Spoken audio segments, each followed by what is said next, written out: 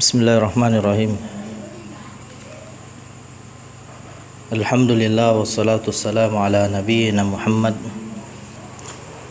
wa ala alihi wa sahbihi wa sallama tasliman katsira, amma ba'd.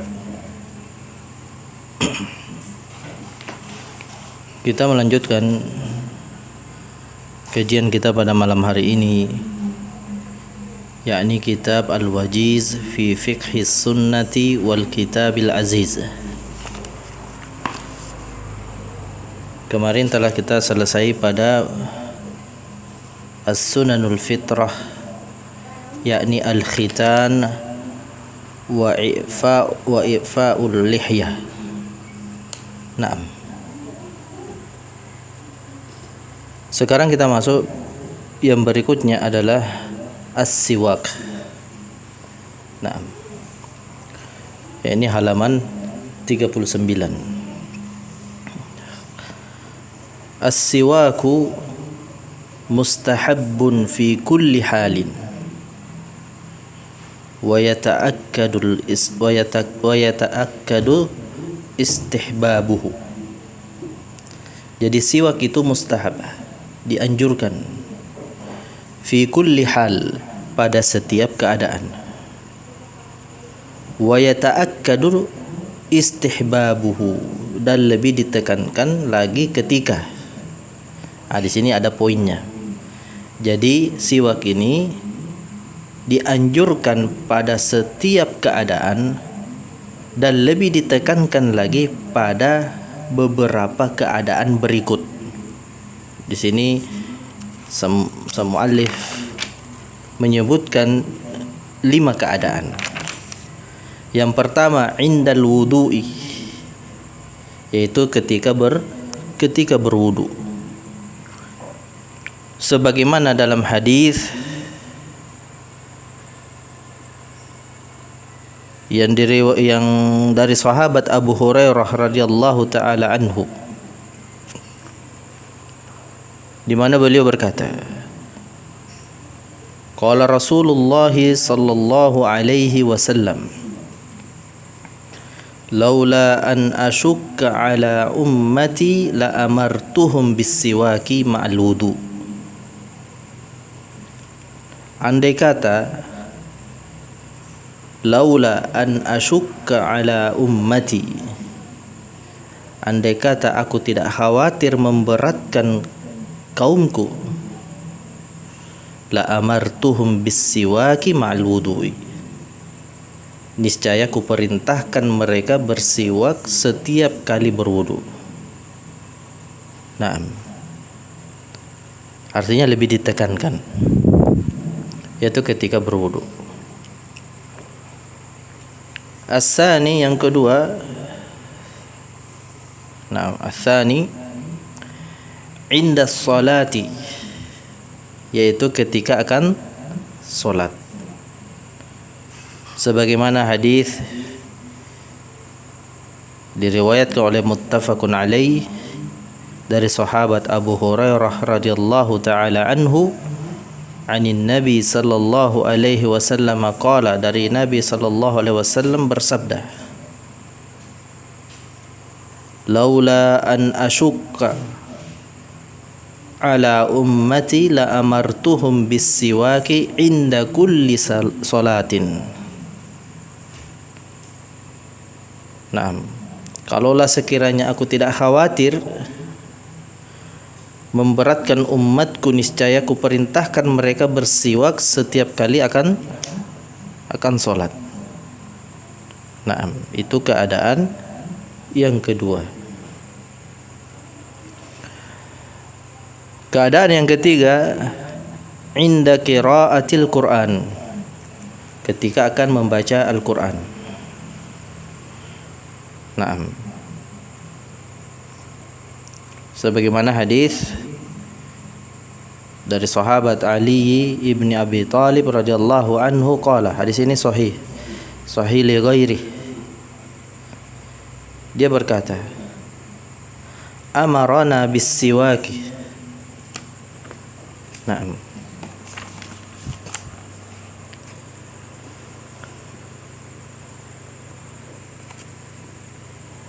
dari Ali radhiyallahu taala anhu, ia berkata, Nabi telah memerintahkan kami bersiwak.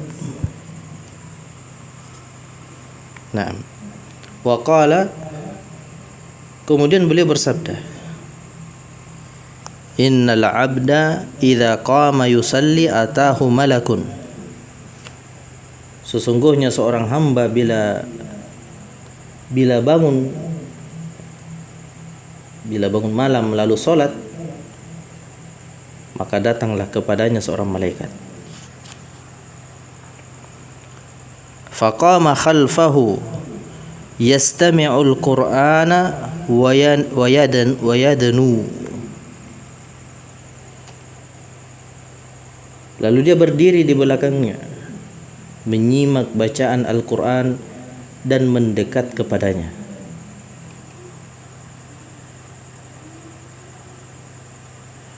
Fala yazalu yastami'u wa yadanu hatta yada'a fahu ala fihi. Nah, dan mendekat kepadanya sampai menempelkan mulutnya pada mulut si hamba. Fala yaqra'u ayatan illa kanat fi jawfil malak. Sehingga ia tidak membaca satu ayat pun melainkan masuk ke dalam rongga malaikat tersebut. Nah, makanya diperintahkan untuk bersiwak. Pada hadis yang lain ada pelarangan, tidak bolehnya kita makan bawang kemudian menghadiri sholat berjamaah di masjid,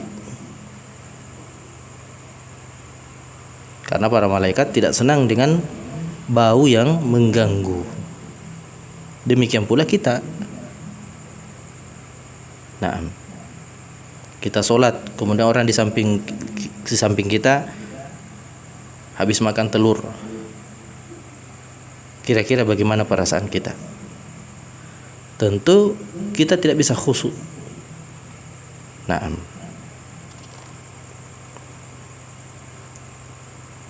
hadis ini sahih li ghairi.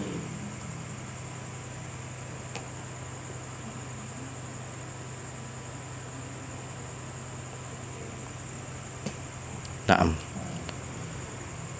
kemudian ar-rabi', keadaan yang keempat di mana siwak itu lebih ditekankan, dianjurkan, yaitu inda dukhulil bait, ketika akan masuk ke dalam rumah. Sebagaimana hadis yang diriwayatkan oleh Ibnu Majah wa Muslim, hadis ini sahih, derajatnya sahih, yaitu dari sahabat Anil Miqdami ibni Shuraihin an abihi, dari Miqdam bin Shuraih dari bapaknya.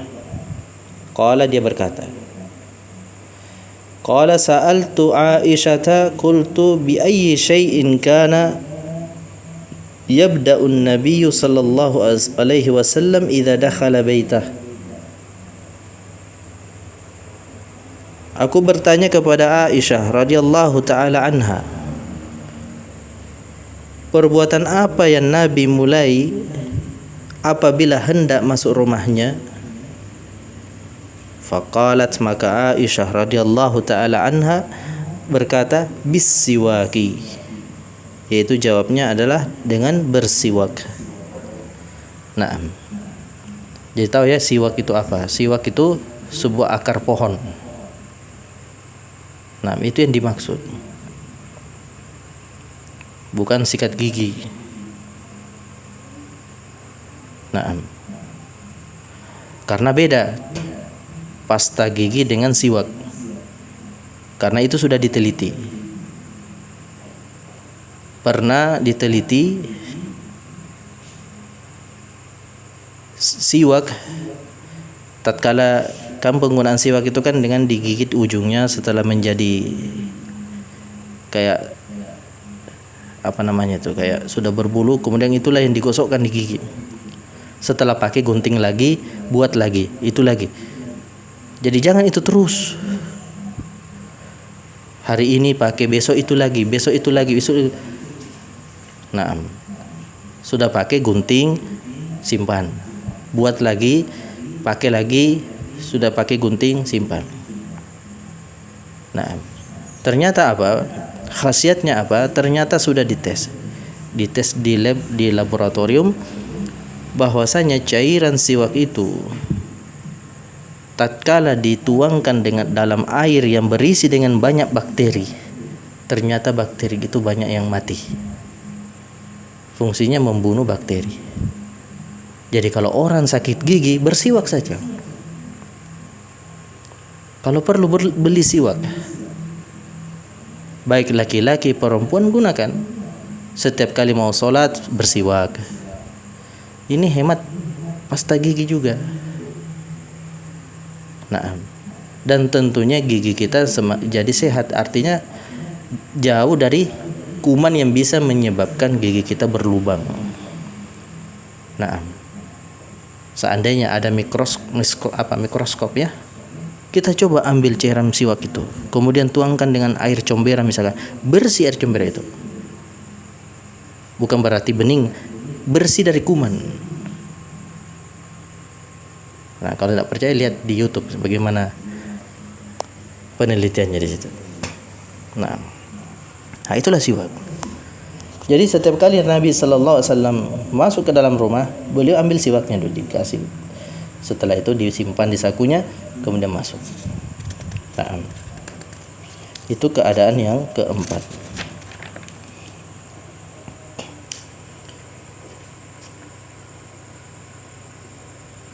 Kemudian keadaan yang kelima,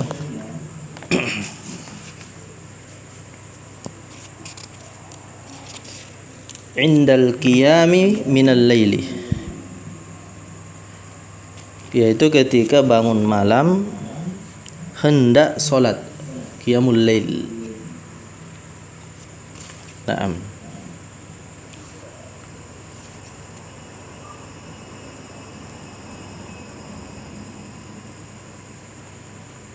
Yaitu dari sahabat an Huzaifah radhiyallahu taala anhu.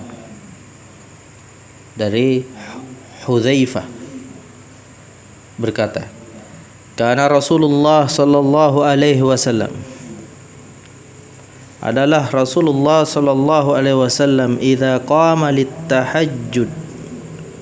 litahajjudi minal laili yashusu fahu bisiwak. Adalah Nabi sallallahu alaihi wasallam apabila bangun malam hendak salat tahajud, beliau membersihkan mulutnya dengan siwak. Hadisnya sahih, muttafaqun alaih. Naam. Seperti itu. Naam. Nah, 5 keadaan inilah siwak lebih dianjurkan dan lebih ditekankan. Nah, berikutnya karahatu natfish shaib. Karahatu natfish shaibi. Nah, ini apa ini? Makruh hukumnya mencabut uban. Ini bagi orang-orang yang sudah mulai beruban. Jadi makruh hukumnya mencabut uban. Nah, sebagaimana yang ditegaskan dalam hadis yang diriwayatkan oleh An-Nasa'i. Hadis ini sahih dalam Sahihul Jami'us Shaghir.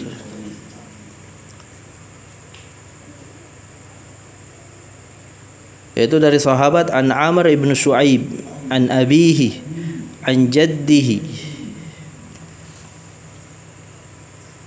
dari Amr bin Shu'aib dari bapaknya dan dari kakeknya. Nah, ini bukan sahabat ya, bukan sahabat. Kalau ada hadis yang menggunakan an namanya hadis mu'an'an. Naam.